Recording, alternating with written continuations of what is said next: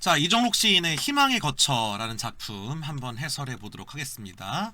거처라는 것은 거하는 곳, 즉 희망이 있는 곳, 희망이 사는 곳. 자, 과연 희망의 거처가 어디일까를 생각을 하면서 이 시를 같이 읽어보도록 하겠습니다. 자, 이 시는요, 옥수수와 버드나무의 모습에 주목하고 있는데, 따라서 이 시의 특징이 바로 뭐야? 이런 자연물로부터 어떤 깨달음을 얻는 이제 그런 종류의 작품임을 알 수 있습니다. 그러면서 절망도 사실은 희망일 수 있다라고 하는 이런 메시지를 던지고 있다고 하네요. 자, 옥수수 때는 이라고 되어 있어요. 옥수수 줄기를 얘기하는 거죠. 자, 첫 번째 시적 대상으로서 그리고 관찰의 대상으로서 옥수수가 언급이 되고 있습니다. 자, 옥수수 때는 땅바닥에서 서너 마디까지 뿌리를 내딛는다라고 되어 있는데, 요거 뭔 말인지 이해하려면 사실 옥수수를 봤어야 되지. 사실 이제 저는 굉장히 시골에서 자랐기 때문에 우리 집에 옥수수를 전에 좀 심었었단 말이야. 그래서 이게 뭔 말인지 바로 알고 있죠. 여러분들이 그 옥수수 뿌리라고 검색해서 한번 보세요. 꼭 옥수수 뿌리라고 네이버에다 검색한 다음에 이미지를 눌러보면 뭔 말인지 아는데, 자, 이렇게 옥수수가 이렇게 땅에 자란단 말이에요. 그럼 옥수수가 이렇게 좀 이렇게 대나무처럼 대가 이렇게 있어요. 그럼 옥수수 때가 이렇게 공중에 이렇게 발을 뻗어요.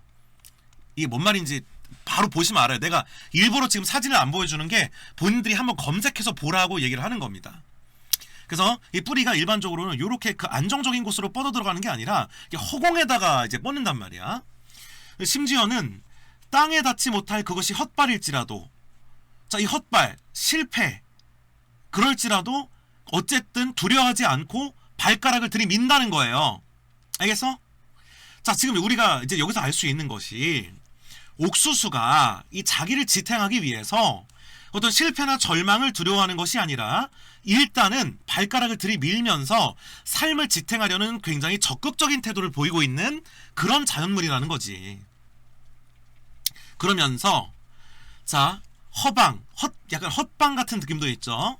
완전히 그 이제 허방으로 내딛는 저 곁뿌리처럼, 실패한 뿌리들처럼 마디마디 맨발의 근성을 키우는 것이다. 맨발의 근성, 요새 말로 뭐야? 중꺽마지, 중꺽마. 오케이? 꺾이지 않는 마음. 비록 컷발일지라도 얘들은 꺾이지 않고 근성을 키워가지고 계속 뿌리를 내민다는 겁니다. 울컥울컥, 심지어 뭐까지, 음성상징어까지 생동감 있게 써서 지금 표현을 하고 있단 말입니다. 목을 때, 여기를 목을 때라고 한단 말이야. 목을 때까지 울컥울컥. 부젓가락은요, 아궁이에 불을 쑤시는 젓가락이 불젓가락이야. 이게 불 플러스 젓가락인데, 자, 하여간 이 불을 이렇게 그 숯 같은 거를 만지는 젓가락이니까 이 불덩이 속에서도 견디는 젓가락이잖아요. 자, 그러니까 이것도 의미가 있겠지. 이런 강인한 생명력을 비유를 한 거겠죠. 그래서 직유법으로 불을 쑤시는 젓가락 같은 뿌리를 내민다라고 되어 있단 말입니다. 자, 그래서 중요한 것이, 우리가 이 옥수수 때에서 알 수 있는 교훈이 뭐냐면, 이 옥수수 때는 비록 이것이 땅에 닿을지 아닐지를 두려워하지 않고 일단은 발을 들이밀고 계속해서 근성 있게 삶을 견뎌나가기 위해서 강인한 생명력으로 꺾이지 않는 모습을 보여준다는 얘기죠. 오케이? 옥수수 뭔 말인지 알겠어요? 자, 옥수수밭 두둑에는 버드나무도 있습니다. 자, 버드나무가 바로 두 번째 관찰 대상이고요. 이제 드디어 관찰 대상이 교체가 되고 있습니다. 자, 그리고 요 2연까지 옥수수 얘기를 하고요. 그 다음에 3년에서 버드나무 얘기를 하고요. 그리고 4연에서는 얘를 통합해가지고 일반적인 결론을 내리고 있는, 그래서 1, 2연 옥수수를 통해서 옥수수의 모습, 그 다음에 3년 버드나무의 모습, 그리고 마지막에는 결론으로서 이를 통합해가지고 여기서 얻을 수 있는 삶의 의미, 요 구조로 지금 도출을 해내고 있는 거란 말이죠. 자, 버드나무는 자기 흠집에서 뿌리를 내려 자기 흠집에 박는다라고 되어 있습니다. 자, 이게 이제 무슨 의미인지는 솔직히 알기 어렵죠. 그러니까 뭐 여러 가지가 있을 수 있겠는데, 예를 들어서 그 나무에 이렇게 보면 이렇게 옹이 같은 게 이렇게 있는데, 그게 이제 약간 상처 같은 거거든요. 근데 여기서 뭔가 이렇게 가지가 나와가지고 무언가 이제 뿌리를 받고 있는 이런 모습을 봤는지, 혹은 상처에서 가지가 나와가지고 이쪽 상처로 간 모습을 봤는지, 혹은 버드나무가 이렇게 치렁치렁 늘어지는 성질을 갖고 있거든요. 좀 이 버드나무가 가지가 많이 늘어진다는 거야. 그래서 무언가 여기서 또 이렇게 연결되는 그런 모습을 봤는지, 그러니까 지금 이제 옥수수 때는 정확하게 뭔 말인지 알겠는데 지금 여기서 묘사하는 자기 흠집에서 뿌리를 내려서 자기 흠집에 박는다는 게 대체 정확히 어떤 모습을, 버드나무의 어떤 속성을 보고 이렇게 표현하셨는지는 솔직히 잘 모르겠어요. 시인만 알겠지. 근데 적어도 이게 정확히 어떤 모습인지는 비주얼적으로 상상은 안 가도 이게 무슨 시적 의미를 갖는지 정도는 충분히 이해할 수 있죠. 자기 상처에서 뿌리를 내려서 자기 상처에 받으면서 기둥을 세운다고 돼 있어요. 자, 상처의 지붕이 바로 무엇이냐? 바로 자기 흠집에서 뿌리를 내리는 요 흠집이 상처의 지붕이고요. 그리고 이 주춧돌이 바로 요 흠집인 거죠. 무슨 얘기냐면 어떤 상처에서 좌절하거나 꺾이는 것이 아니라 오히려 그 상처에서 무언가가 돋아나서 어떤 주춧돌처럼 기둥을 세우면서 그것을 어떤 버텨나가는 힘으로 오히려 삼고 있는 거지.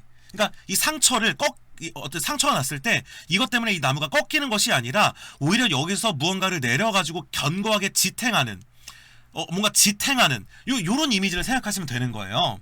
그러니까 결국에는 상처로 오히려 삶을 더 단단하게 지탱하고 극복하는, 고통을 견뎌내는 그런 모습을 버드나무에서 발견하고 있다 이 말이죠.